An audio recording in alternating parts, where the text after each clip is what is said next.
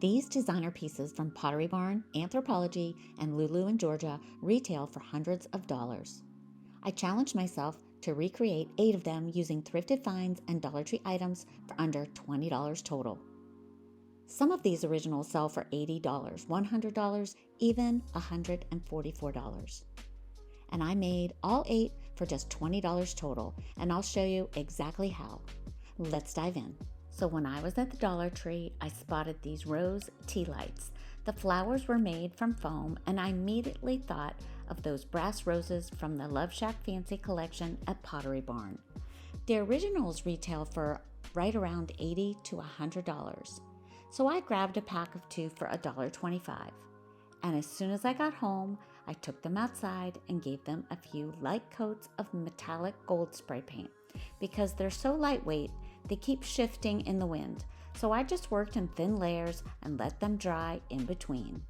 Once they were fully coated, I felt like they needed leaves, just like the inspiration piece. So I grabbed a couple of faux rose stems from my stash, removed a couple of leaves, and spray painted those gold as well, and hot glued them to the base, and that was it. 2 beautiful brass-inspired roses for $1.25.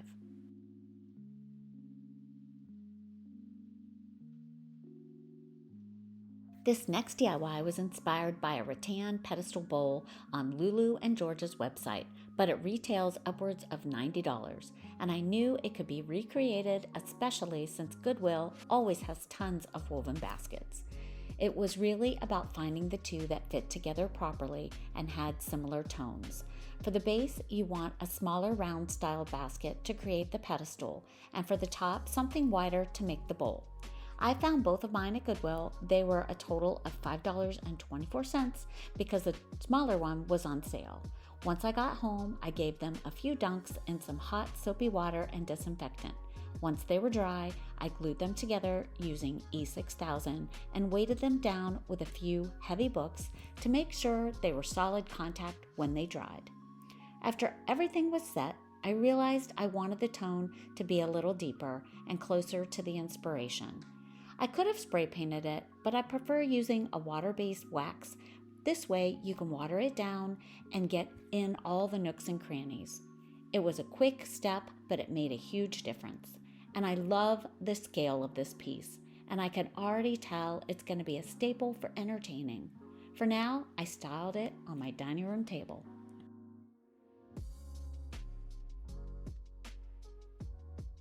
This one actually came to me while I was walking through Dollar Tree. I spotted a piece from their Fairy Garden collection and immediately thought it would make the perfect handle for a butter dish. I've always loved those antique cut glass butter dishes, and Magnolia has a similar stoneware version. But once I saw the little flower, I thought it would be fun to put my own spin on it. You can really use any kind of knob or finial for the top, but this sweet floral detail felt perfect for spring, and it would make such a cute Mother's Day gift. Dollar Tree almost always carries the glass plate and bowl, so I simply attached the flower to the bottom of the bowl with E6000 to create the handle, and that was it. Simple, a little whimsical, and it looks like something you'd find at a small designer boutique. I just love making decorative pieces, but I'm just as motivated by upgrading everyday functional items, especially when the designer versions feel overpriced. And Pottery Barn has a beautiful woven toilet paper holder that retails for $59. And while I love the look of it, I just couldn't justify that price for something that holds toilet paper. So I started paying attention at the thrift store, specifically looking for baskets with 2 sturdy handles, one on each side. And now that I've made one, I actually notice them all the time. And once I found the right basket, I grabbed a Dollar Tree plunger, took off the rubber piece and cut the handle down to size, and then stained it to be closer to the basket color. Then I slid it through the handles with the toilet paper, and that was it. A $59 Pottery Barn look for $4. Speaking of small details that make a space feel finished, I needed a doorstop for my laundry room door. I had fallen in love with the Anthropologie Travertine doorstop, but it retails for around $68. And since I've worked with Quikrete before, I knew I could probably recreate something similar with the right mold, so I headed to Dollar Tree. I was looking for something to replicate those carved organic vertical indentations like the Anthropologie version. I checked the cups, I checked the hardware section, I even considered a small trash can, but then in the baby aisle I spotted a Pedialyte container with horizontal ridges around the side, and that was the detail I was looking for. When I got home, I emptied the Pedialyte into a glass and then cut the top off the container, lightly sprayed the inside with cooking spray, and mixed my concrete to about oatmeal consistency. I poured it and let it set overnight. The next day, I peeled off the mold using a box cutter and some scissors. The texture was perfect for the faux travertine, so I gave it a coat of off-white paint, then layered in lightly some darker paint colors using a damp paper towel to help mimic the natural variation of stone. I used a paintbrush to soften any harsh lines so it felt organic and not painted. And I love how this turned out. It's technically a doorstop, but it could be used easily as a styled piece of sculpture on a shelf or used as a bookend, even as a paperweight. To finish it off, I went through my stash of drawer pulls and found a brass knob that matched the inspiration piece. A little E6000 on top, and it was done.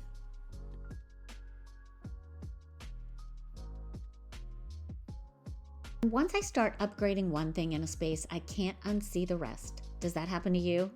So I was looking at my toilet brush holder, which was looking pretty sad. Dusty, scratched, just tired. So after giving it a good clean, I started browsing online to see if there was something a little more elevated we could recreate instead of replacing it.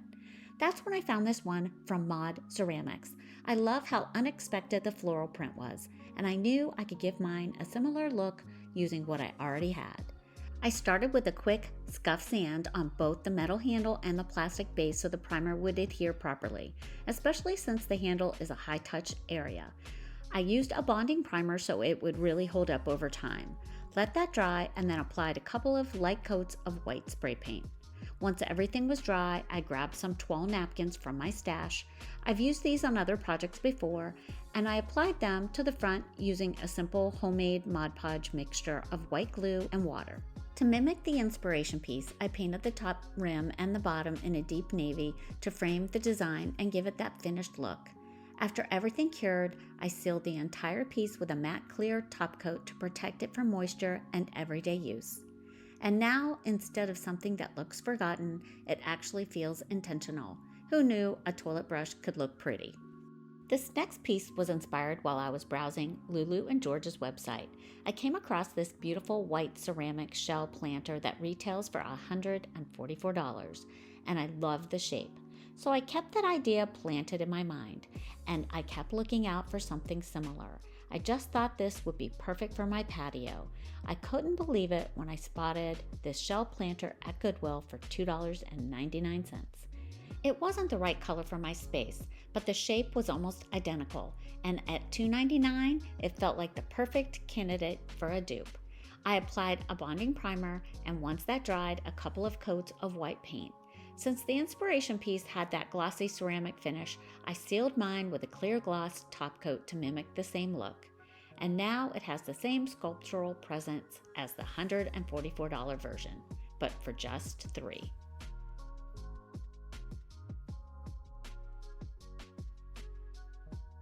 And then I spotted this guest towel holder at the thrift store for just $1. It was definitely giving 1980s with that mauve finish, but I immediately saw the potential. I sprayed it my favorite champagne bronze, and suddenly it felt classic instead of dated. Styled with a few towels, it's just a sweet little moment in the bathroom. Thanks for watching, and we'll see you next Saturday.